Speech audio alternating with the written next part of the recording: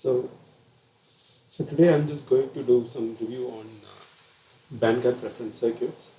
So let me begin with the discussion of what we have left in the last class. So in the last class we discussed about, just a second.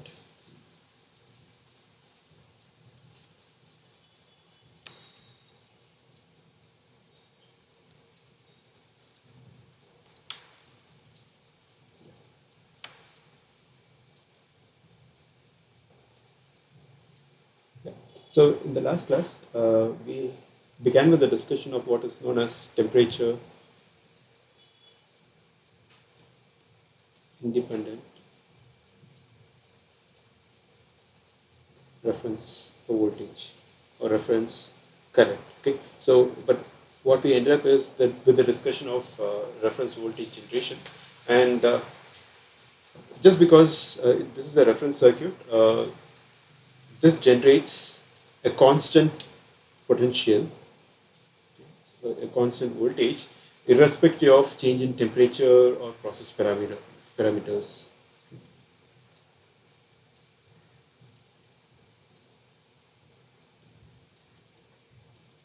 So either change in temperature or even with the changes in process parameter,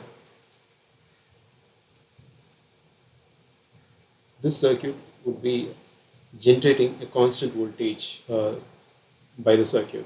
Okay. So apart from this reference circuit, we also had a discussion about what is termed as biasing circuit. Just the recall of what we have discussed. So these biasing circuits indeed generates a voltage or a current, okay, but these voltages that are being generated varies with respect to process parameters. Okay. So they tend to have variations based on the variation in the process parameters. They generate tend to have the variations, whereas a reference circuit need not to do the same job as the biasing circuit.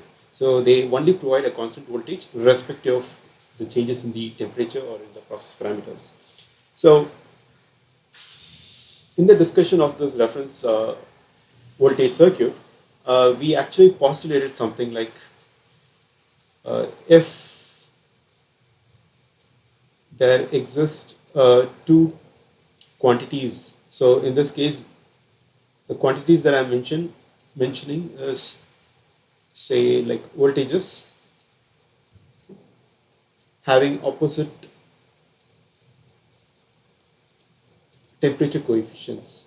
So if I have such two quantities with me, then what we can do is that we can just add them with appropriate weights such that these two quantities combine to create a voltage that results in a zero temperature coefficient. Okay, so that happens only when I have these two quantities, which are voltages. In case if I'm talking about a reference voltage circuit, and if they possess the opposite temperature coefficients, then we can just add them. Okay? So now let me just put the things in graphical way.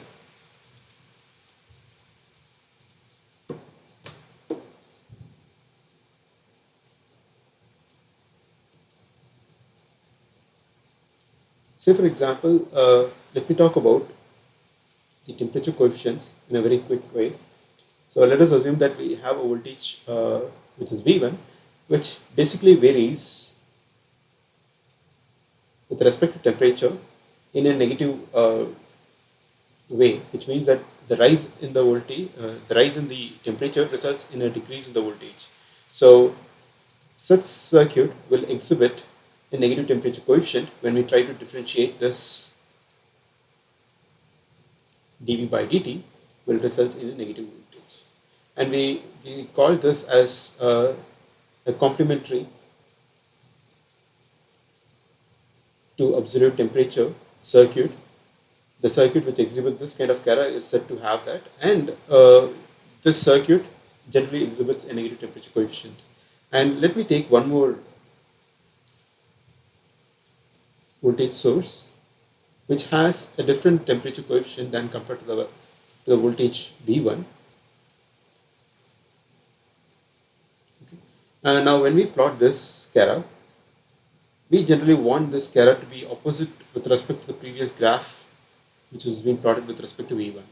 So in that way, we wanted something like this. And when we take the slope of this, which is dou V by dou T, this results in a positive slope. So this means that the circuit that has this kind of carrier, we call it as proportional to absolute temperature circuit, and they in general exhibits the positive temperature coefficient, whereas the CTAT circuit generally exhibits a negative temperature coefficient. So these are the graphical way of talking, but let me just put them mathematically. Let me combine these two voltage sources mathematically with appropriate weights. So let us assume that I have a weight that has been assigned for this negative temperature coefficient, which is dou V, which is basically dou V1 with respect to dou T. And when I add them with appropriate weight, the negative temperature coefficient, which is dou V2 by dou T, then that should result in a zero temperature coefficient. Yeah. So now the whole point is that when we try to integrate this entire expression with respect to the time, integrating with respect to temperature, sorry, not the time. Okay. So when we do so, the integration of this first quantity, which is the negative temperature coefficient, will result in a constant voltage, which is V1. And similarly, when we integrate this second term, that is the negative temperature coefficient, then that should result in a voltage which is V2. So when we combine both these quantities, and the integral of this with respect to temperature should result in a voltage term which is Vref. Okay. Now it is this voltage, reference voltage, that exhibits the zero temperature coefficient, and these voltages were actually exhibiting the negative temperature coefficient, and this guy is exhibiting a positive temperature coefficient. When we add them, it results in a zero temperature coefficient term. Now, after this discussion, we had the discussion about which type of circuit would exhibit this negative temperature coefficient and which type of circuit would then exhibit a voltage that is positive temperature coefficient. So in the previous stream, I discussed about this V1 voltage term, which is nothing but whenever we forward bias this base emitter junction of a BJT, this is the forward bias. Okay. So forward biasing this base emitter junction of a BJT or a diode. Okay. So forward biasing either of these two things, the voltages in short exhibits the negative temperature coefficient. And so one could actually write down this negative temperature coefficient in a way that when we try to differentiate with respect to BJT, that is the VV potential with respect to temperature, we ended up having a relation which I just rewrite. Okay, so which is dou V by dou T into ln of collector current with respect to the saturation current. Okay. So the ratio of these two currents minus. So here in this case, the VT term is nothing but the thermal voltage, which is in short can be written as, let me write down here. So VT is nothing but the thermal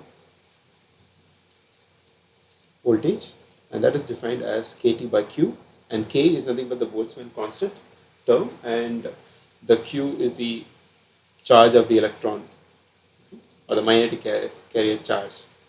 Yeah. So with that being said, let me try to complete the first expression, which again has to be differentiated with respect to the saturation current, because IS is again is a term that depends on the temperature. Okay. So let me label this first expression as expression number 1, and once when we try to do this partial differentiation on these terms, we end up having a final expression, which I would write it down as something like VBE minus 4 plus M VT minus EG by Q divided by the temperature term T. Okay, yeah. So now let me try to bring out few of the terms which are important in our further discussion of BGR.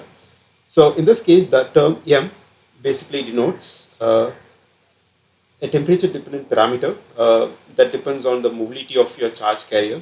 Okay, so let me write that as M as the temperature dependent parameter, and generally the mobility of the charge carrier could be related to something like, it's actually proportion, it's not exactly equal. So the mobility of the magnetic carrier, in short, is proportional to mu naught, which is the mobility of the charge carrier at zero temperature, multiplied with the temperature term raised to the power of m. And it is this m term that is being put on here as well as here. Okay? Yeah. So, and also I just need to talk about this Eg. Eg is nothing but the band gap energy of the silicon.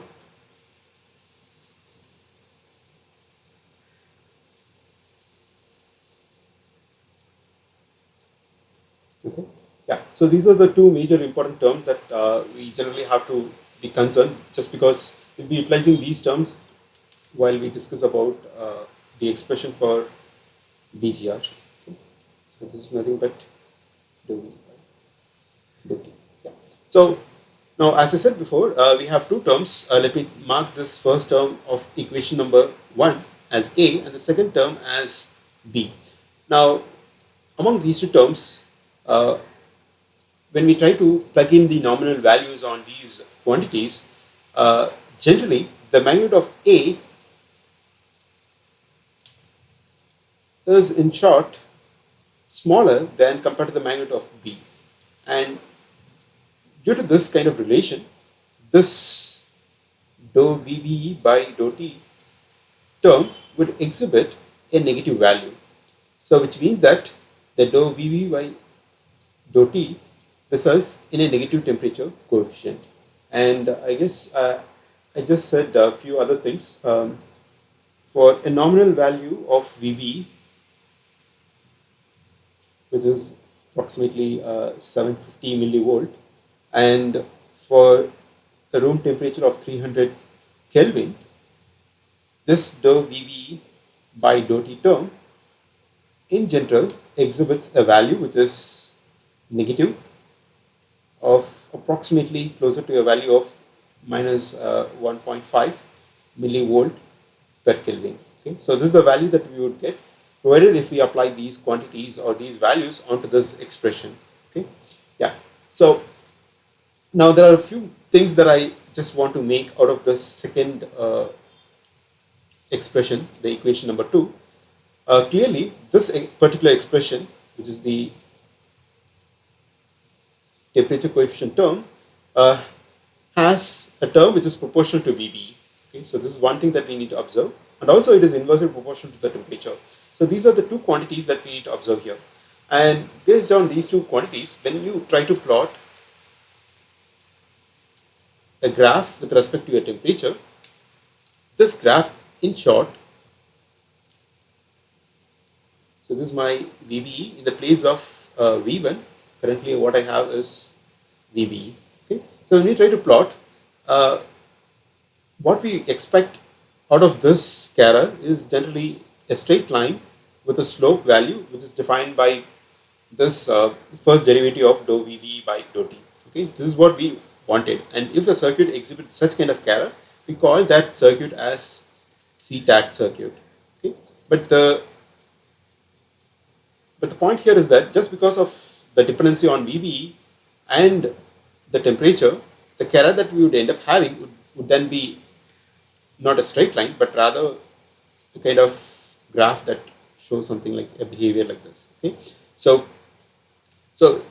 So in short, the VB has a negative temperature coefficient, but the point is that this negative temperature coefficient varies with respect to the value of VB as well as the temperature at which we are operating the device, okay, which generally we don't want this.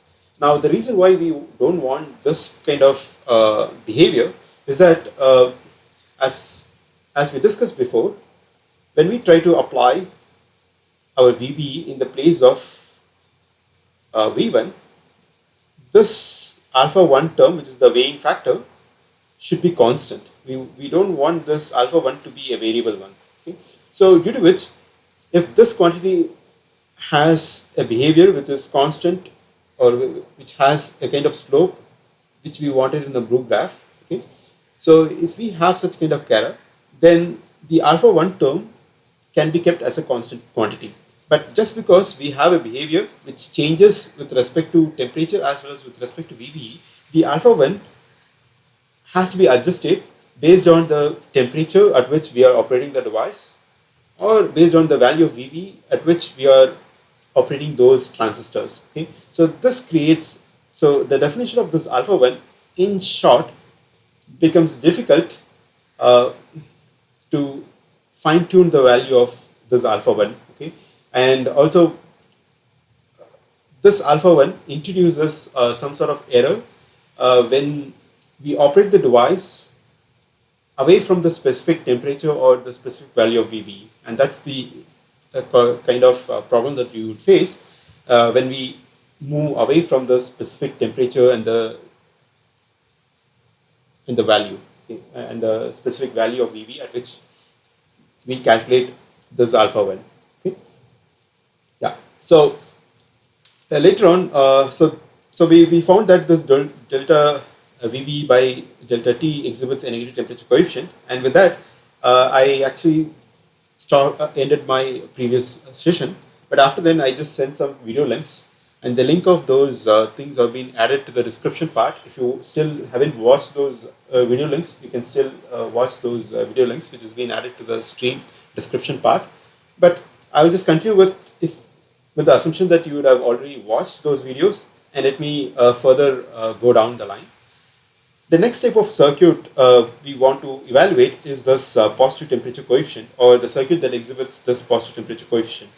Okay, and we have actually learned that if there exist two transistors, two BGT transistors, which are operated at unequal current densities, which are operated at unequal current densities, then the difference between the VBEs, in short, this delta VBE, okay, so which I can write it as VBE1 minus VBE2, and these are the VBEs of these two transistors which are operated at unequal current densities. Okay, so generally their VBEs will not be equal when we operate those transistors with unequal current densities. And this delta VBE has a property which basically seems to be proportional to the absolute temperature. Okay, the difference in the values of VBE seems to have a proportionality constant which is directly proportional to the temperature, absolute temperature. So let me quickly draw the schematic of what I'm really talking as a BJT, which is a diode connected structure. I'm just shorting this collector on the base so that it exhibits a VBE1 term.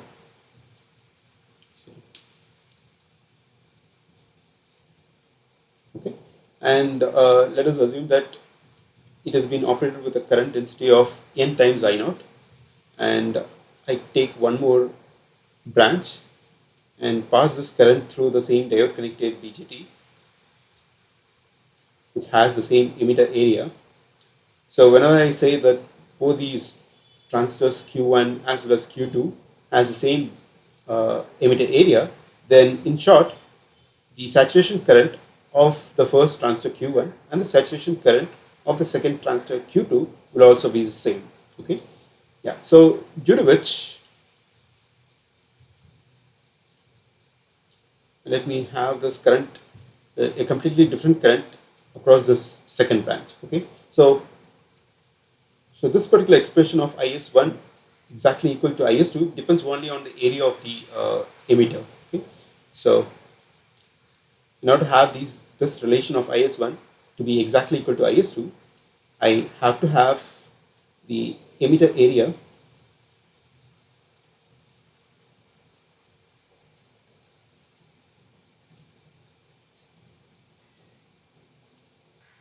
have to be seen. Okay, so this is what I mean. But since because they have been driven with two different currents across the collector terms, they exhibit a difference in the values of VBs. Okay? And when we try to measure these differences,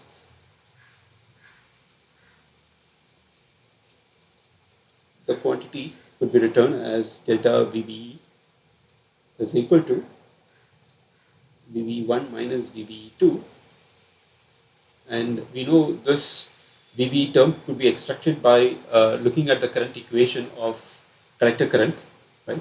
So which is defined as IC equals to IS, which is the saturation current, into the exponential of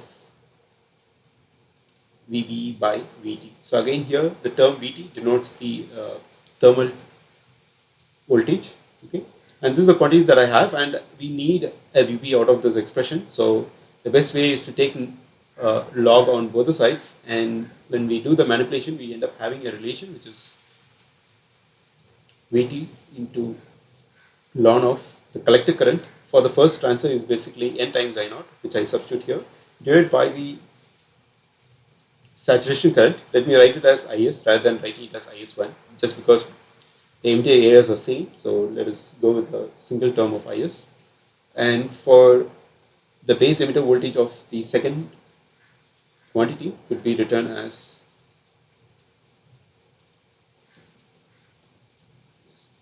so based on simple algebra, one would end up having the voltage delta VBE, which is written as VT times that of ln of N, okay, which is a very simple math. Okay. So now that we just need to know whether, and this is the delta VB term which represents our V2 potential. Okay, but we have to ensure that this delta VB or this V2 that I'm using here exhibits a positive temperature coefficient. So in order to ensure that it exhibits a positive temperature coefficient, what we have to do is to make a derivative on this particular quantity. Okay, so to check the temperature coefficient, we have to differentiate this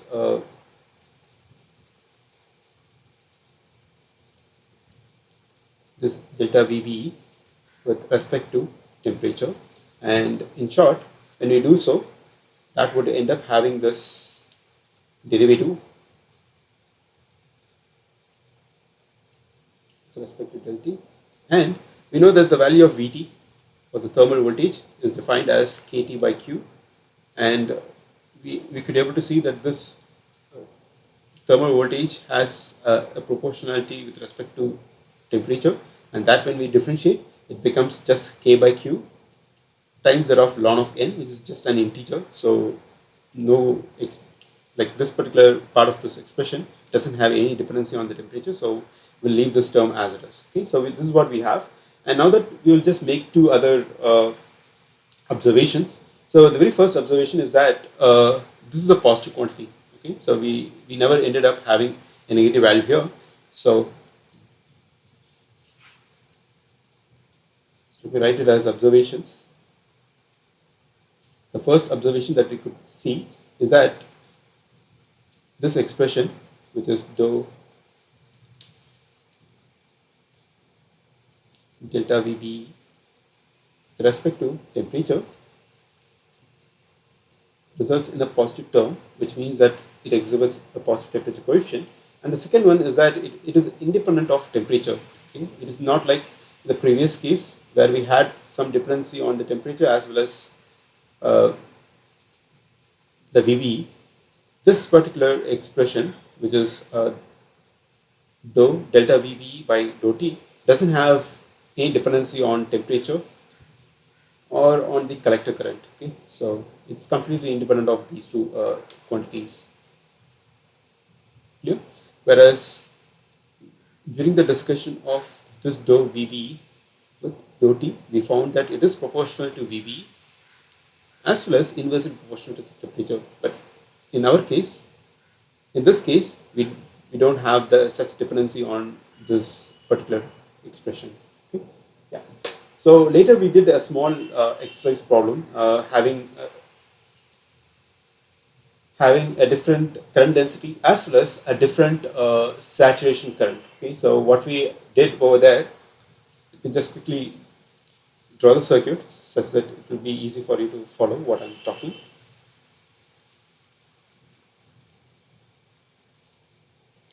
So here I have a Q1 transistor which is being operated with n times I0, okay, which is the collector current, having a different current density.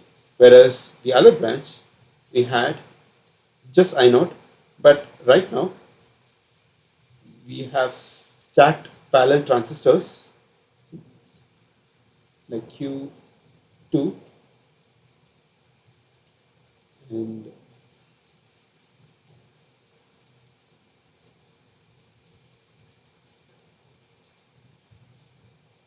yeah. So there were m such transistors, and each of the individual transistors has the same emitter area as that of the Q1 transistor. Okay, so if this has a saturation current IS, then each individual transistors inside the second branch will also have the same emitter area, which means that I have this IS value across Q2, Q3, all the way to Qm plus 1. Okay, so that is the number of transistors that I have in the second branch, and due to which the collective emitter area would then have m times that of the area that I had for Q1 transistor. So because of this, the saturation current will also exhibit m times that of the nominal saturation current IS. Clear? So when we try to manipulate all of these things, and when we try to measure the voltage or the potential difference between these two quantities, this delta VB had an equation or an expression which is equal to Vt into ln of n times that of m. Okay, so which is again it's a pretty straightforward manipulation. Okay, nothing fancy about this expression. You can just plug in those values, and the only thing is that when we try to apply this saturation current over here, so the Q1 transistor just has IS, whereas the Q2 branch generally had m times that of IS. Okay, so that is where we got this particular expression out of this. Okay, yeah. So it's just a product of n and m, which has been taken on the logarithmic scale, being multiplied with this thermal voltage. So now let me do a small numerical over here, such that before we start with the discussion of BGR, I just want to do a small exercise, and this exercise is not done during the video link that I sent. So let me try to do that.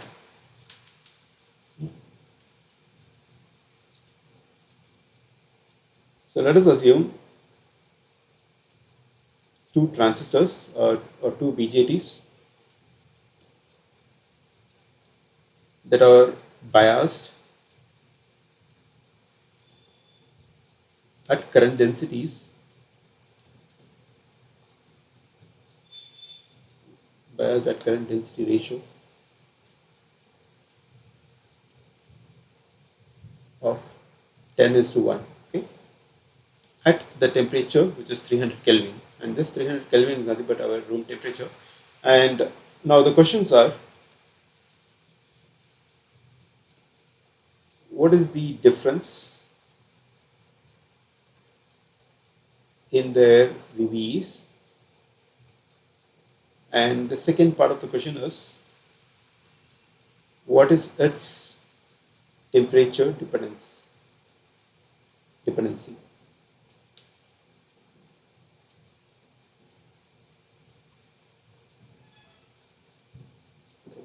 So let us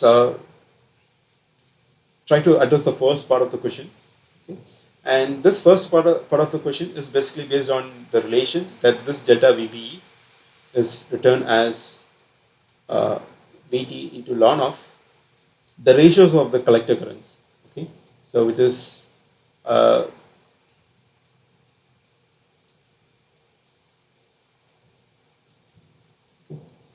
so or one could write these collector currents as in terms of current density Js, okay, which is being multiplied with the area in order to get the collector current. Okay. Yeah. So one could also write this way, and due to which one could express as J2 by J1. Okay. Yeah.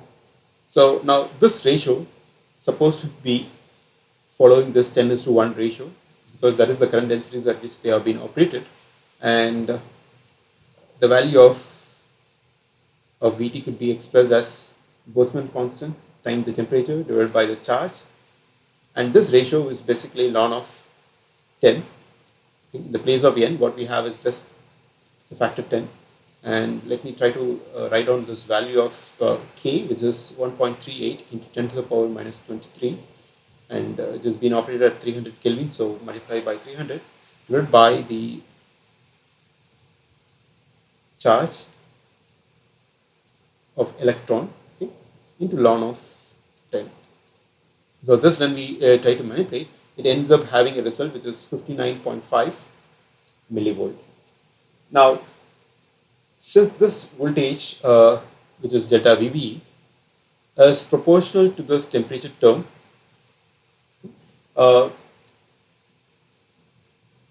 after a rise in temperature by 1 Kelvin, this voltage will also rise by a certain amount. Okay, and let me write that rise in this delta VBE just because of the rise of T term by 1 Kelvin. Okay, are you clear? Hope that you are clear with this. So I just want to evaluate the new value of delta VBE.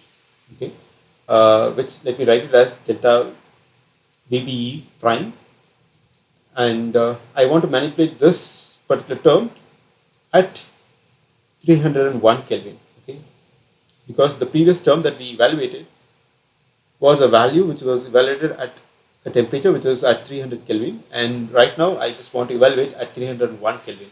And just because it is directly proportional to the temperature, one could use the simple relation of the previous value, which is delta VBE. Okay, and this is the one that we evaluated at 300 Kelvin, and the new temperature quantity, which was divided by the old temperature quantity. Okay, so that ratio could be used here. So in the place of this delta VB evaluated at 300 Kelvin, we ended up having this result, which is 59.5 millivolt, and the new temperature term is just 301 divided by the previous temperature coefficient term, which is 300 Kelvin. Okay, so these are kelvins, not kiloterms. Okay. And when we just do a simple math, we would end up having a result which is around 59.7 millivolt. Okay. So there exists a temperature dependency, which is nothing but all of these things that we did resulted in a dou VBE, so dou delta VBE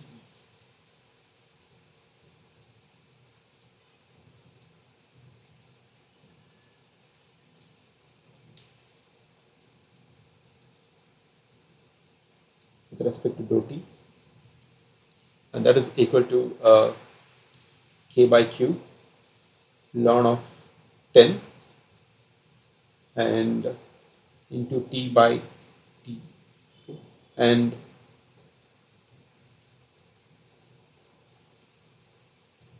I think I've written something. Okay, so yeah, so basically there exists a temperature dependency of a quantity which is 59.5 millivolt divided by 300 Kelvin. That is what I just want to plug in over the top. So this quantity is nothing but 59.5 millivolt and the temperature at which I'm operating is basically 300 Kelvin, which is being denoted at the bottom. So this entire quantity is nothing but this delta VB with respect to the temperature. Or in short,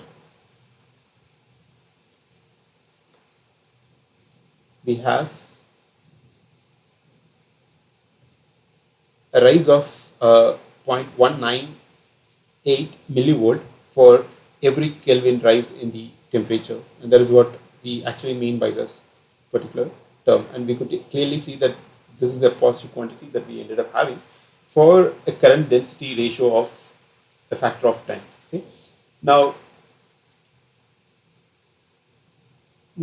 we have to combine. So basically, this delta VB is nothing but our V2, and that in short exhibits this positive temperature coefficient.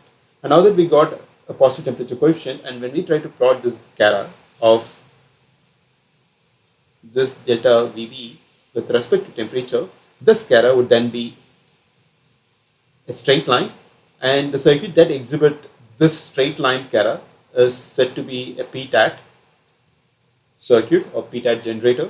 Okay, and the slope of this for a current density ratio of 10:1. It's only for current density ratio of 10:1. Okay, so only for this current ratio, we have a slope factor which is equal to 0.198 millivolt per Kelvin. Okay, so if we have a different ratio here, then this ratio will also change. Yeah. So now that let us try to build this postulation that we have made, that we have a positive temperature coefficient as well as a negative temperature coefficient voltages. So taking VB is nothing but exhibits a negative temperature coefficient. Now that we need to combine both these quantities in order to create a V reference, which is completely independent of temperature, or which we expect this V reference to exhibit a zero temperature coefficient. Okay, this is what we expect actually. Just because this VB has some dependency on VB as well as the temperature, we never achieve such kind of gara, but still one could create this zero temperature coefficient operating at that particular temperature. Okay? Yeah. So now let us try to symbolically create a structure such that it shows you how to combine these two quantities in order to create this V reference which exhibits this zero temperature coefficient. Hope that I'm not confusing you all. The next thing that I just need to build is a band gap reference circuit, and the creation of this band gap reference circuit is pretty simple. Take both these circuits and combine them. Okay, and that is what we wanted to do. So now in order to do so, let me first begin with the creation of this quantity. Okay, I just want to extract the value of VB, and let me use blue color in order to build the circuit of negative temperature coefficient. So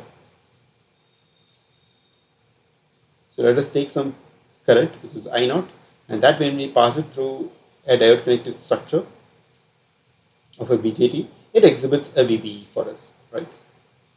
And this generated VB has to be combined or has to be added with the second part of the circuit, which is the green one,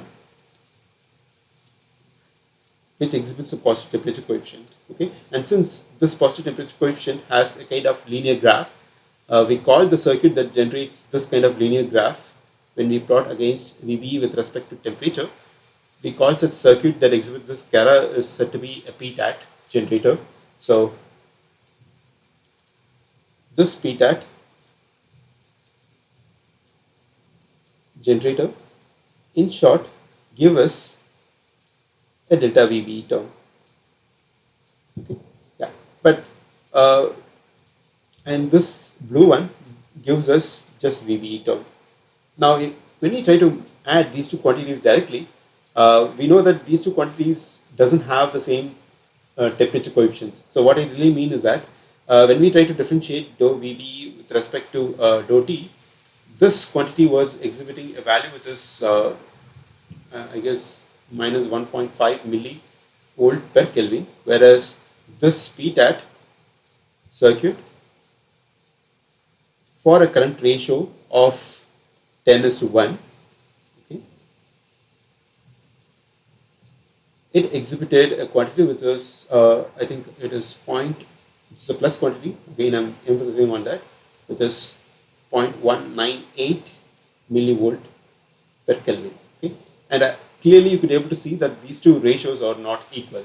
Okay, so what we exactly wanted is a term to nullify this uh, negative value of minus 1.5 millivolt per Kelvin. We wanted a positive value of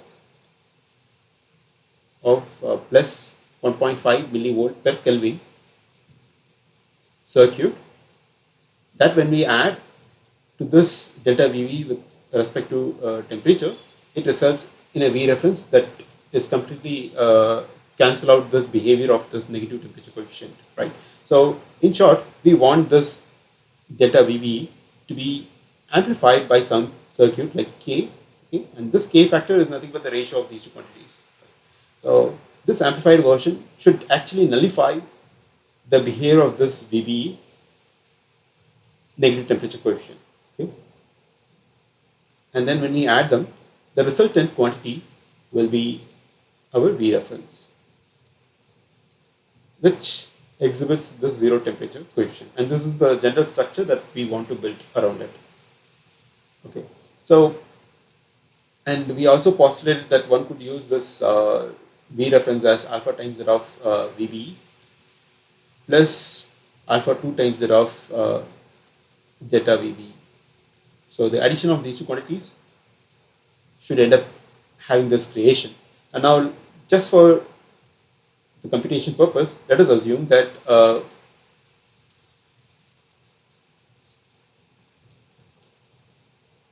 that the factor of alpha 1, let us take a value of 1, then let us try to manipulate what's supposed to be this quantity basically. Okay. So again, let us try to expand this expression in terms of Vt expression for this. So let me write again as alpha 1 Vv plus alpha 2, and this quantity of delta Vv is nothing but it's proportional to the thermal voltage into the ln of n quantity. Now, the major control that we have is in the choice of this alpha 2 times that of the factor ratio, which is ln of n. Okay? These are the factors that we have in control, such that I want to nullify the negative temperature coefficient exhibited by this VBE. Okay? Yeah. Where this Vt, when we try to differentiate, we know that it exhibits the positive quantity, which is K by Q. Okay? So we know that this quantity is positive. The only thing is that it has to be amplified, and the amplification factor comes through this selection value of this alpha 2 as well as the current density factor of ln of n. Okay? So this is the K factor that I have mentioned here, okay? The amplification factor that has to be done through this. Yeah. So now, in case if we assume that the value of so let me just write down this at room temperature,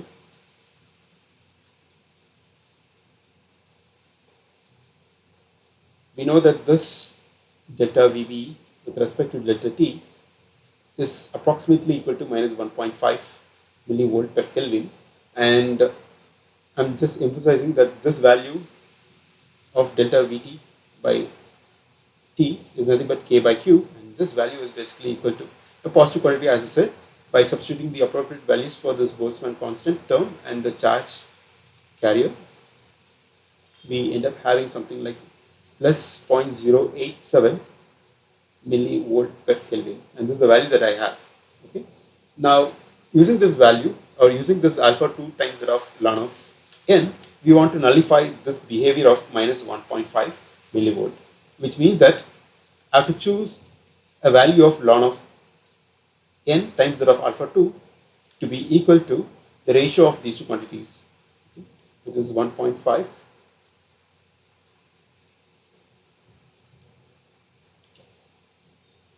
So the product of this Vt, which is basically the positive temperature coefficient times that of the alpha 2 times that of ln of n, should have a positive value of this quantity, okay, which is plus 1.5 millivolt per Kelvin.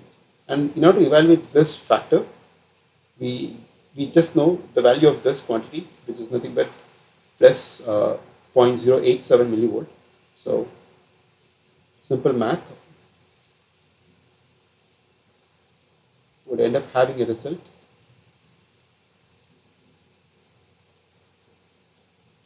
which is approximately closer to a value which is 17.4. Okay. Now, in case, even if we choose a value of alpha 2 to be equal to 1, okay, this is just a choice that I'm just simply making. In such case, we want this ln of n to be equal to 17.4, such that when we multiply this ln factor with this delta Vt by t term, it results in a positive value of plus 1.5 millivolt per Kelvin. Okay? Yeah. So with that, let us try to evaluate it. So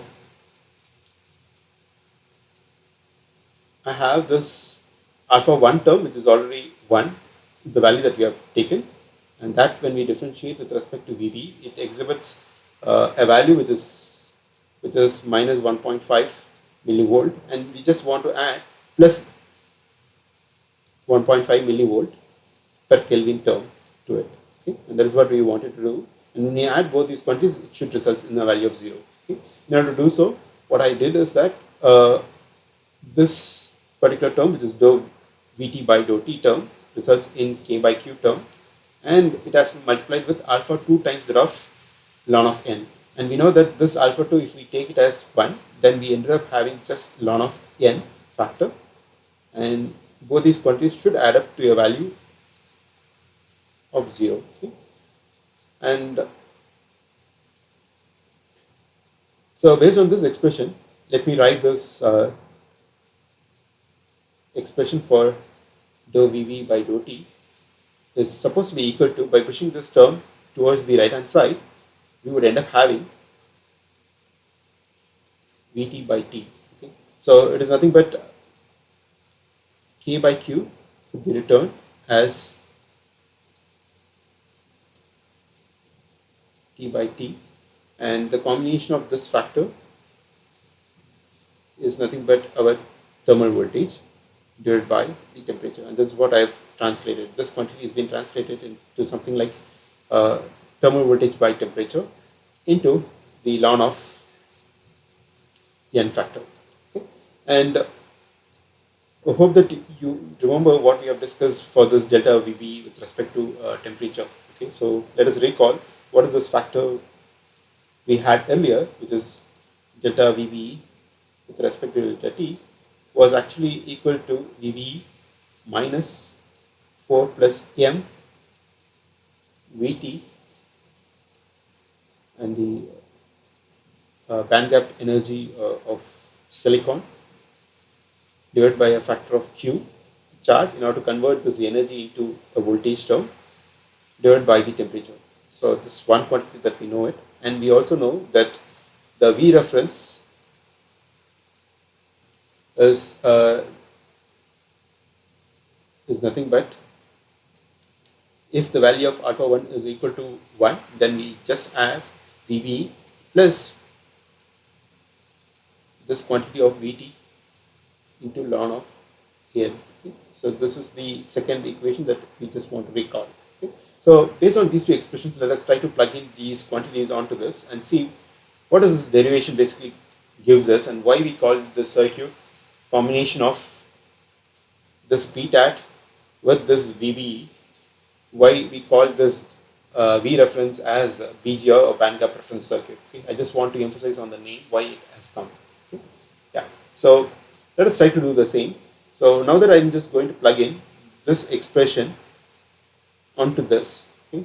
So when we do so, we have this VBE minus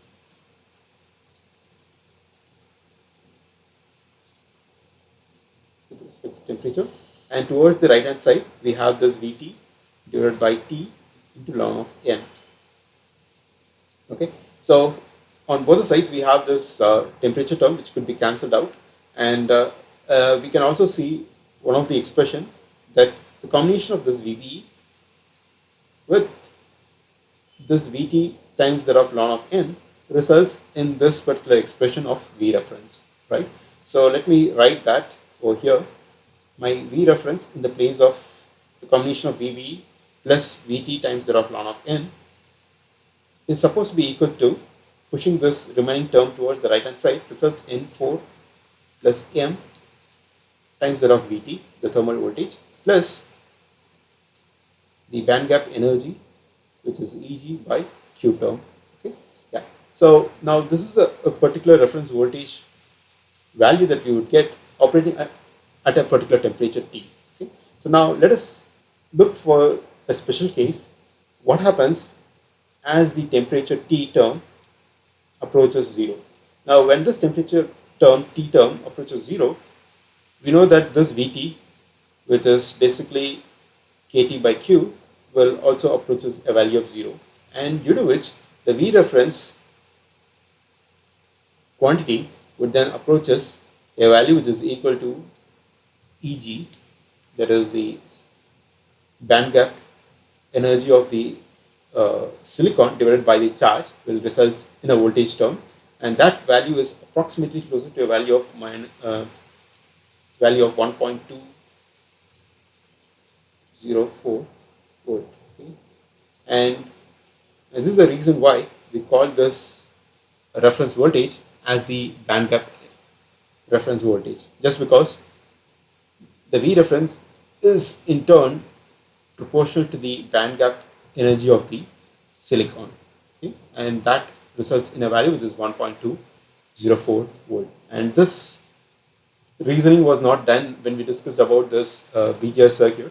So that's the reason why I thought, let me redo the same thing in order to establish this relation.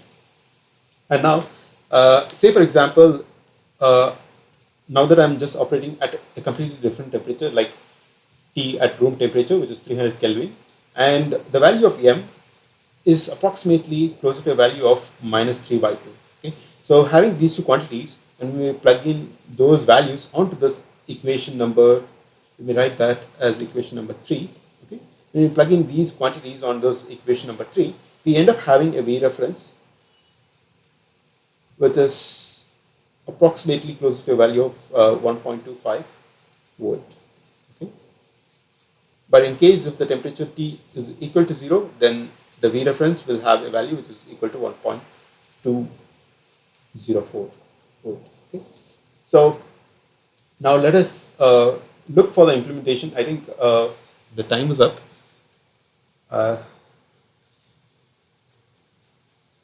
Let me just see whether if I could able to get back those.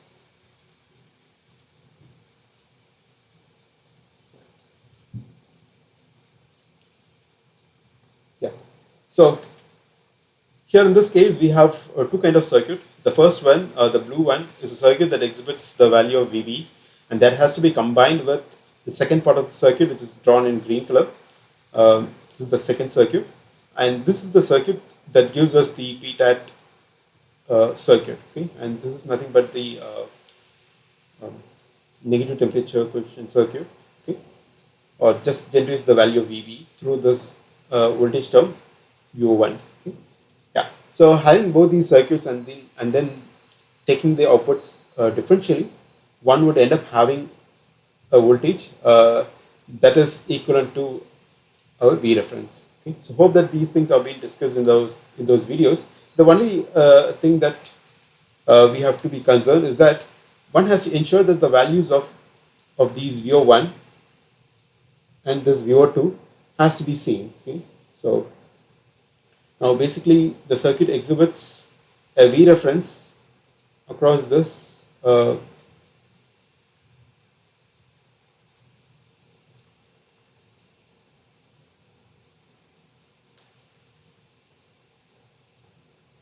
so pulling out this as V reference. Okay? So sorry for the wrong information that I stated, that it is not the difference between VO1 and VO2 that exhibits the V reference. It is just the node potential of this VO2 exhibits this V reference value. Clear? Yeah. So the description of all these things have been done in the previous video. So one could go back and watch those videos in order to know what these are. But there are a few things that has to be emphasized here.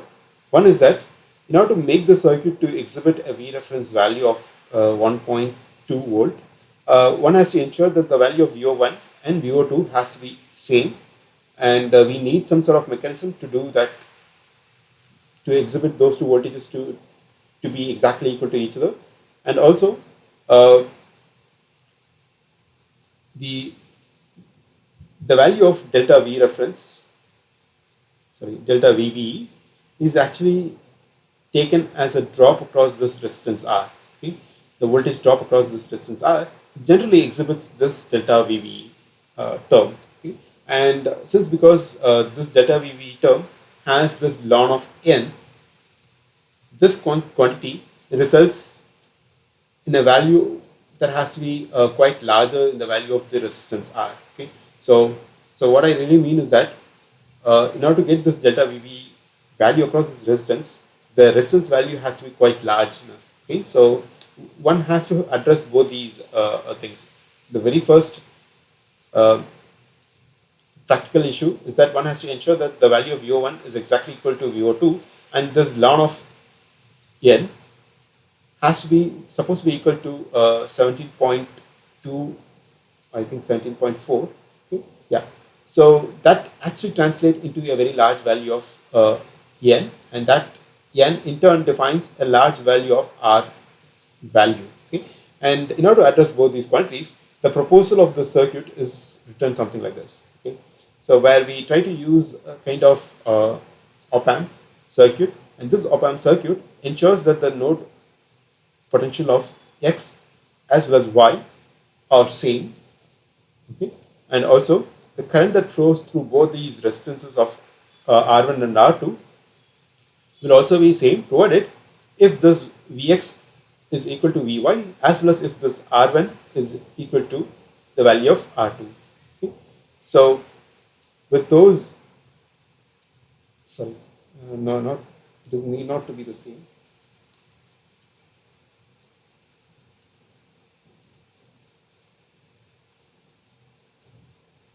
Sorry guys, I think I've somewhere missed out. Yeah. Yeah. So in order to have both these collector currents to be same, we have to ensure that the value of this R1 to be exactly equal to the value of R2, and the node potentials of Vx and Vy to be same. Okay? But in order to generate this delta Vb, one has to ensure that we have to have different current densities, and one could have this different current densities through this different factor for area across this Q1 and Q2 transistor. Okay? The emitted area of Q1 is just A, whereas the emitted area of Q2 is taken as n times that of the nominal value of A. Okay? So based on this, one could realize that the combination of this A1 op-amp with R3 and R2 results in what is known as a non-inverting amplifier that exhibits a gain factor around the loop, which is written as 1 plus R2 by R3. Okay? So in this case, the resistance R2 acts as a feedback resistance between the output node to the input. Clear? And the only thing is that this node R3, the bottom terminal of the R3 is just connected on top of the VV term. Okay, so it is being elevated by a temperature by a voltage factor. Okay, it's been biased non. Sorry, I'm just keep fumbling with the words. So what I really mean is that in the nominal cases, we know that this R3 resistance is generally connected to a ground. Okay, but instead of ground, it's been added with a potential which is VV. Okay, so that's the only difference. But otherwise, one one could visualize that the combination of this along with this feedback, the combination of this along with the feedback along with the resistance R3 results in what is known as this non-inverting amplifier that exhibits this behavior. Okay. So based on this, one could evaluate all these quantities, and it's all been done in the class, okay, or in the previous video. Now that let me just pose a simple question here. So let me ask you people to do a simple exercise. So find the resistances value of the band gap reference voltage circuit that has been drawn at the that has been shown here. Okay, so you need to find all the values of R1, R2, and R3 such that the current ratio of I1 is 80 millivolt and 80 microamperes, and the current that flows through the second branch exhibits 8 microamperes. So in this case, the currents through both these branches are different. So in the first branch, we have 80 microamperes current flow, whereas the second branch has a flow of 8 microamperes. Okay, so which means that the value of R1 and R2 has to be completely different. Clear? Yeah. So evaluate all the values of R1, R2, as well as R3 in order to have a reference voltage, okay, a band gap reference voltage, and the factor of VBE is given as VBE1 is equal to 0.65 volt, where so the VBE of this particular transistor is 6.5 volt, okay, 0.65 volt, and these are the factors that is being given. Okay. So you need to use the formulas that is being discussed here and utilize those formulas to evaluate these resistance value. In case if you couldn't able to do it, we'll do that in the next class. So I'll just come back to the Zoom. I'm just ending my stream right now. I'll just come back to the Zoom.